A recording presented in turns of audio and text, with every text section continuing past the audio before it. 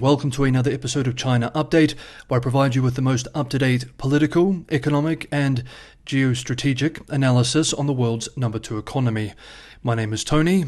Let's jump in. Happy Saturday, everybody. I hope you're having a restful weekend. It's a weekend episode, so on occasion I like to mix up the formula a little bit. Today I will be discussing developments around the theme of Western, or more specifically, Anglophone journalism in China. This is a big video, but I think it is very important to cover. Now, because of where I live, in order to avoid triggering national security criminal provisions, I need to present much of today's video in the form of long-form quotations. These have been carefully selected and presented in a way to be representative and add value for our exploration today. As I'm sure you can imagine, much of this coverage cuts very close to home for myself and loudens the disquietude always at the back of my mind as I produce this channel here every day. But I firmly believe that this work is important and that the world needs to have better and more informed conversations about China. And so I will continue, however modestly, to advance that goal by making these videos for you all every day. And I am deeply grateful that you all come along with me on these efforts. Thank you. If you enjoyed today's video, don't forget to hit the like button. Subscribing and sharing is also a huge help. It is the only way in which this channel can grow and be seen by new people. We are almost at 73,000 subscribers. It would be awesome to get there over this weekend. Okay. Let's begin. Regular viewers will remember that last week we discussed the allegations that the Wall Street Journal fired Hong Kong-based Selina Cheung for not resigning as chair of the Hong Kong Journalist Association. Writing in the Columbia Journalism Review this week, Ms. Cheung laid out her case and thoughts. Quote, "The Hong Kong Journalist Association became an important defense against the erosion of an effective press and the frequent target and the ire of the Chinese government. 3 weeks ago, my editor at the Wall Street Journal found out about my candidacy and immediately directed me to withdraw from the election. She said that the role would be incompatible with my job as a journal reporter. The journal," she said, "continues to report on incidents related to press freedom in the city, such as trials against the press, so having its employees advocating for press freedom publicly would create a conflict. The journal," my supervisor said, "did not want its reporters seen calling for greater freedoms, because, unlike in Western nations, it is not an established principle in Hong Kong. Because I was the only candidate running for chair, my withdrawal would have meant that union operations were paralyzed. So when I won, I stayed on. For 3 weeks, I existed in a kind of limbo. And then, on the 17th of July, I was fired. The journal told me it was restructuring." End quote. It's no secret that the Hong Kong Journalists Association is not liked by Beijing, with state-run The Global Times last week describing it as a, quote, "malignant tumor," end quote. The Foreign Correspondents Club of Hong Kong enjoys a similar reputation. In a statement this week, it expressed, quote, "The Foreign Correspondents Club, Hong Kong, is deeply concerned by the news of Hong Kong Journalists Association chairperson Selina Cheung's dismissal as an employee of the Wall Street Journal. Press freedom is enshrined in Article 27 of Hong Kong's Basic Law, the same article that guarantees Hong Kongers the right to form and join trade unions.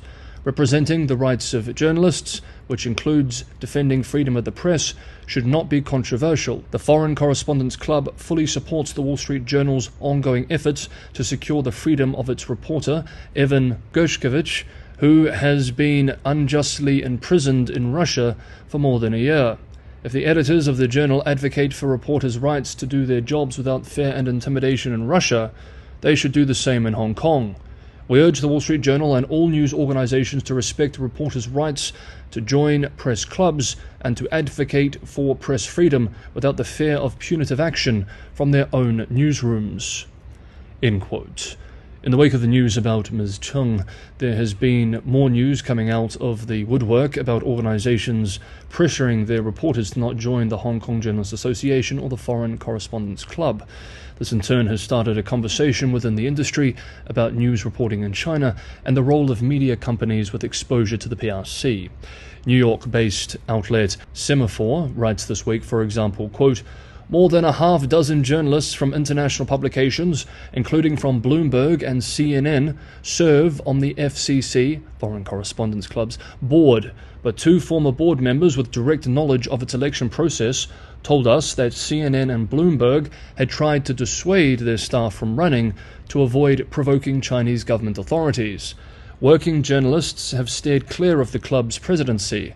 Current president Li Williamson leads branded content at the South China Morning Post, and his predecessor, Keith Richburg, was the head of the journalism program at the University of Hong Kong. The situation is similar on the mainland. A Beijing-based Bloomberg reporter who withdrew their candidacy for the 2022-2023 board of the Foreign Correspondents Club of China told us he was instructed not to comment on the situation.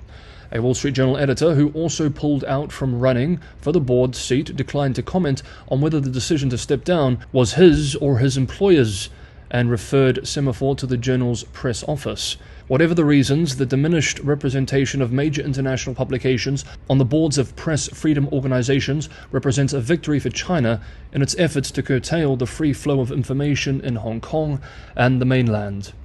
End quote. Ryan Ho Kilpatrick, managing editor of US and Taiwan-based China Media Project, on the Substack Lingua Sinica, penned a piece this week called Code of Silence. Quote, "The journal's decision sent shockwaves through Hong Kong, where press freedom has been pushed to a cliff edge by an ever-widening national security crackdown that has both netted reporters and media executives and forced some of the city's most popular news outlets to shut down.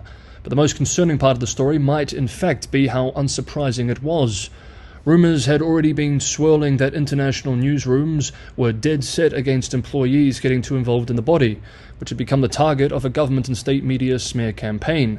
Lingua Sinica spoke with three newly elected members of the Hong Kong Journalists Association board, as well as an outgoing leader of the Foreign Correspondents Club of China, which has faced similar pressures. All asked to remain anonymous, fearing reprisals from their employers, but confirmed that the journal is not alone. The biggest names in Hong Kong and China's foreign press have been pressuring their employees to stand back and stay quiet, or face the repercussions.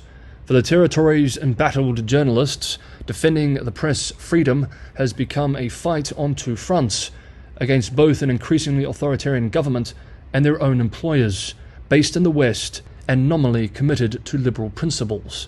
As well as the Wall Street Journal, outlets cited included the BBC, CNN and Bloomberg, newsrooms that, in at least one case, had staff join the Hong Kong Journalists Association en masse during the city's mass anti-government protests in 2019, when Hong Kong Journalists Association press cards were seen as a defence against police hunting for fake journalists they regarded as supporting the democracy movement. These organizations were apparently willing to benefit from the association's protections when they themselves were under threat, but now are reluctant to return the favor when the group and local journalists as a whole are in the firing line. As one new Hong Kong Journalists Association leader pointed out, these are also outlets that would never try to prevent their employees from joining similar press clubs in their home countries. The main argument, according to Chung, is that press freedom in Hong Kong is now seen as contentious, even anti-government.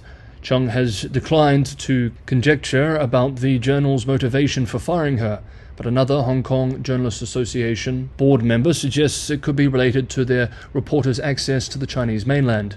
Foreign media are subject to monthly communications with China's Ministry of Foreign Affairs, they point out, where they are told whether their reporting has been appreciated by authorities or not.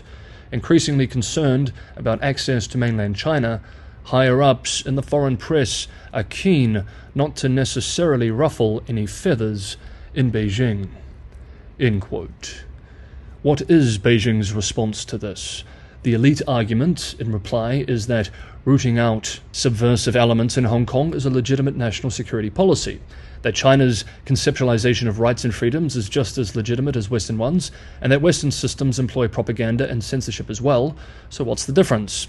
There is also the common complaint that due to the soft power of Anglophone nations, Western discourse dominates, and thus the West enjoys what Chinese ideologues call a discourse hegemony. In a special commentary published recently called "How Some Western News Agencies Deceive Chinese People, Distort Truth While Claiming Not to Have Freedom," State-run The Global Times, for example, wrote, quote, "In October 2023, a Chinese woman surnamed Chen, who had been living in Sweden for 20 years, was suddenly arrested by the Swedish Security Service in October and expelled by the government in Stockholm after being accused of posing a national security threat, according to media reports.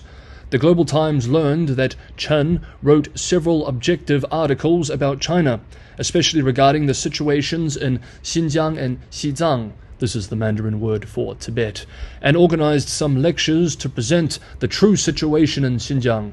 However, Chen's situation has become increasingly common in the recent past. From Canada to the US to Australia and other Western countries, media outlets constantly perform anti-China secessionists and widely publish distorted reports about China.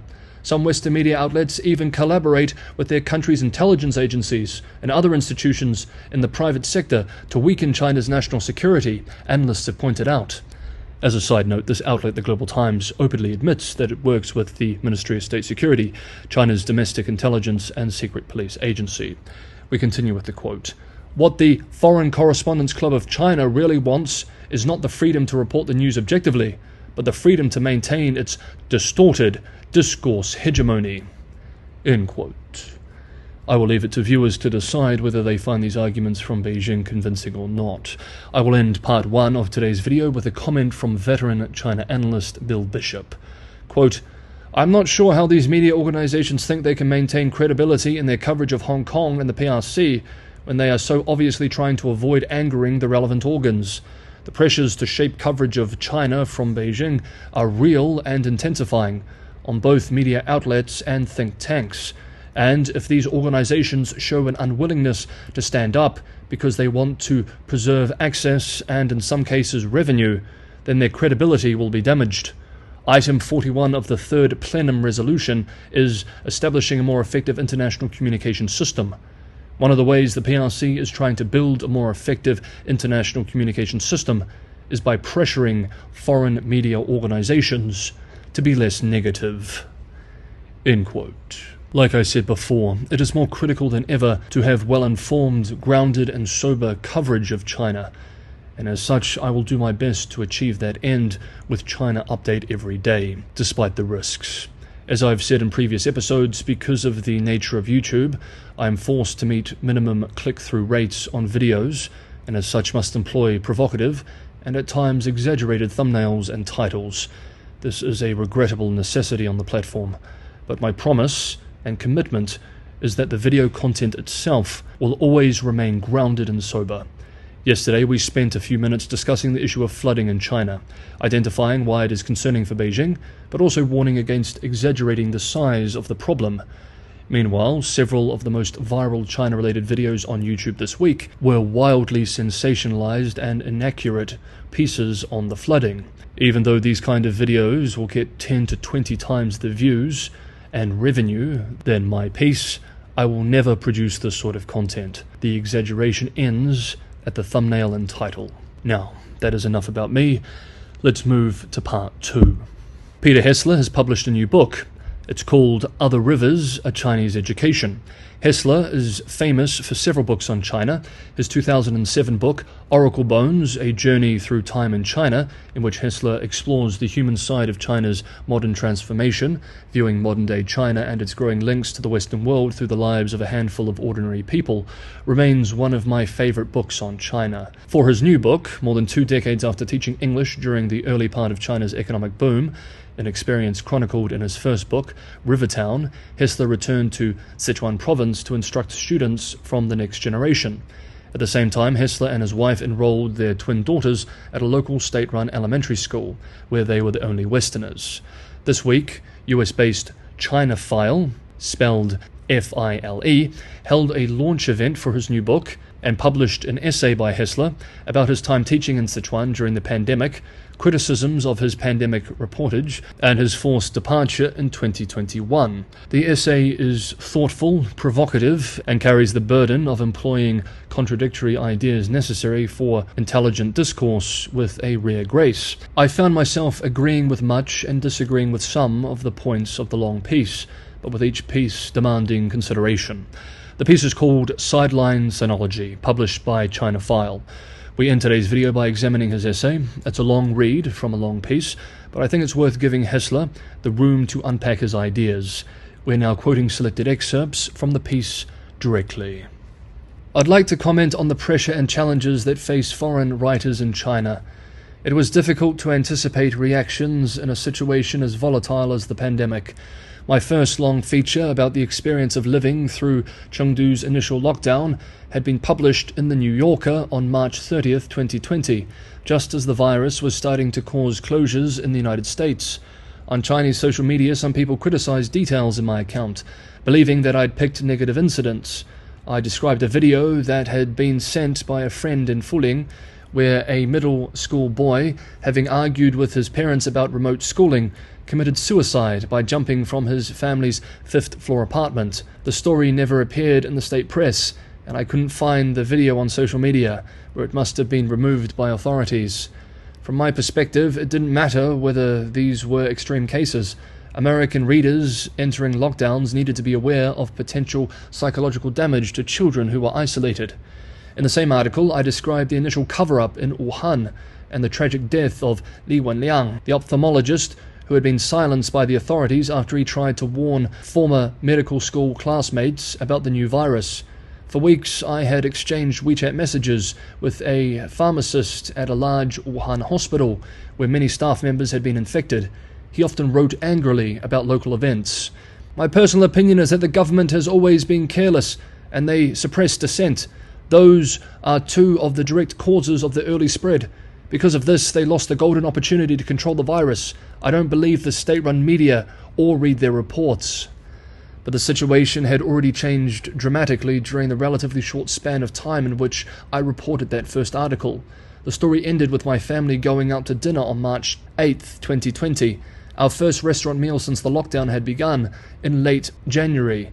At that point, Chengdu had reported only 3 deaths, and there hadn't been a locally transmitted symptomatic case in the city since the 20th of February. Even some of the most outspoken critics of the government were now supportive of more effective policies that included a large investment in contact tracing and quarantine facilities. This shift was part of what made China's 2020 pandemic experience unique. For the most part, countries that made early mistakes never recovered. Once the disease gained a foothold, it became increasingly difficult to control the spread. This pandemic mirror applied to China as a whole.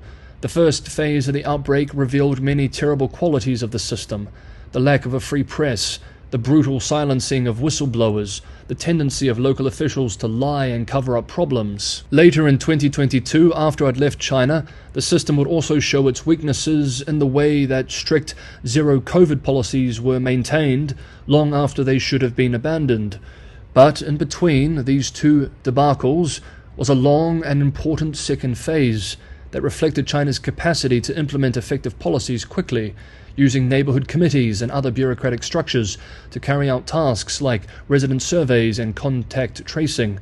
This phase also benefited from many citizens' willingness to work hard at labor-intensive measures to control the disease. For my second New Yorker piece about the pandemic, published on the 17th of August 2020, I focused on the public health strategies that had proven effective that spring and summer. In response, I was attacked by a number of China specialists, some of whom had been colleagues in the 2000s.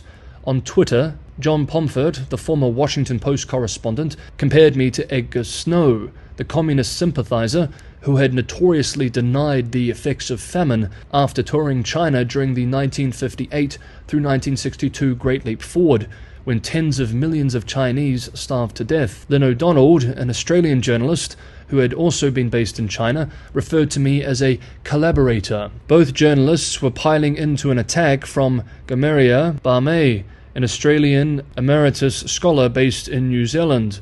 In a 3,700-word post on the website China Heritage, which Barmay publishes and edits, he compared me to Walter Duranty, a Russia correspondent for the New York Times, who in the 1920s and 1930s had acted as an apologist for Stalin. As a side note, we covered this controversial piece on China Update at the time.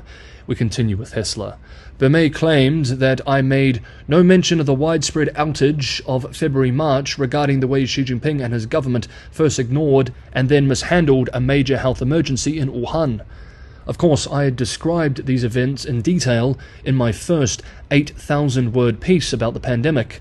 For my second story, I didn't recount these incidents because they had just been covered, and I knew I would revisit them in my next piece about Wuhan.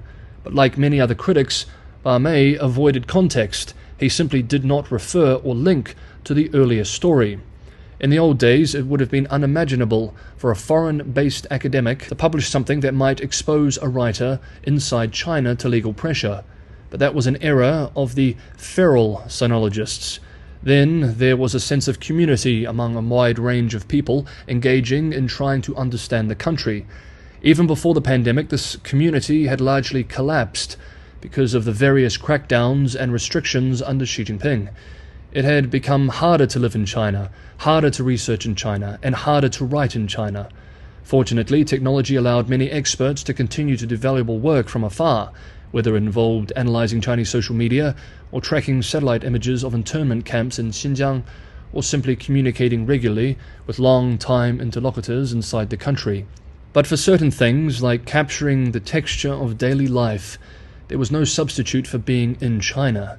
In that respect, we had entered the age of the sideline sinologists, the experts who hadn't lived in China for years, and in some cases couldn't return at all. As one of the few foreign writers reporting from the country, the sense of isolation was profound. It often felt like standing alone at mid-court in a game in which virtually every other potential player had been transformed into a grumpy and hypercritical color commentator. For some sideline sinologists, anger at what China had become under Xi resulted in a kind of tunnel vision. They failed to recognize that, for a writer in my position, witnessing the early stages of a pandemic, the story was at least as much about public health as it was about China. As I observed a bad policy in China, like the Chinese decision to keep children out of school longer than necessary, then I needed to write about it because the same issue confronted readers in the United States and other countries. In the same way, I had a responsibility to describe effective policies clearly and accurately. Writing about containment strategies that kept hundreds of millions of Chinese healthy in 2020 was not comparable to covering up the worst abuses of Joseph Stalin, nor was it deserving of terms like collaborator, which had strong connotations to foreigners who praised or appeased Nazi Germany. It turned out that my family and I were fortunate to leave when we did. The following year, in 2022, after vaccines had become widely available, and after the rise of the more infectious but less deadly Omicron variant, China entered the third phase of its pandemic policies, maintaining the zero-COVID strategy long after it should have been abandoned. The outcome was a brutal series of lockdowns in Shanghai and other cities, and the government squandered much of the goodwill it had accumulated during the second phase. Once again, this failure reflected important things about the Chinese system, a tendency toward hubris and a stubborn resistance to change policy. It also seemed to indicate that too much power had been concentrated in the hands of one man who clearly exercised poor judgment when it mattered most. The larger story, though, was that China was capable of both great failure and great success in the same pandemic. For anyone who engaged with the country, this shouldn't have been a surprise. After all, the same Communist Party that created horrendous internment camps in Xinjiang had also developed effective economic policies that enabled hundreds of millions of Chinese to lift themselves out of poverty.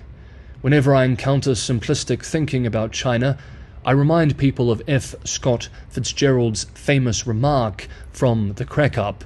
The test of a first-rate intelligence is the ability to hold two opposing ideas in mind at the same time and still retain the ability to function. It's also worth remembering that specialists in any field are susceptible to the mood of the moment, for better and for worse. In recent years, there has been a marked trend towards intolerance of any moderate positions on China. Some sideline sinologists exaggerate certain details and take them out of context. At times, they don't behave much better than the Chinese ultra-nationalists who hide behind false names. There needs to be a fundamental respect for those who work in China. This doesn't mean that they are above reproach, but criticism should be fair and in context. Writers in China are under tremendous pressure, and often they have made great efforts and sacrifices to live there. The legal system is flawed to such a degree that any foreign writer or journalist is always vulnerable, regardless of visa status or institutional support. Nobody standing on the sidelines should make any public comment that potentially exposes an in-country writer to unwelcome attention or pressure. It is inappropriate to speculate about someone's visa status, just as it would be wrong to wonder publicly whether some aspect of a journalist's reporting could be targeted by Chinese national security laws. Such details can be picked up by ultra-nationalists attacking from the other side. Almost all journalists I worked with 20 years ago are no longer in China. I worry that we're losing the younger generation, because so much of the media industry has collapsed, and it's hard to get a visa. And there are so many challenges to working in such a negative atmosphere. Most of the feral sinologists I knew in the Peace Corps have long since transformed into something else. Here ends the direct quote. I produced China Update from within China for those 3 long years of zero COVID, so much of this hit quite home for me. I hope you enjoyed this piece and today's episode of China Update generally. Thank you so much for watching. It's been a long episode, but I hope you did enjoy it or get some value from it. I hope you have a restful weekend. I will take tomorrow off. It's been 4 weeks without a break, so I think I need the time off. But I should be back for more episodes of China Update next week, so I will see you all on Monday.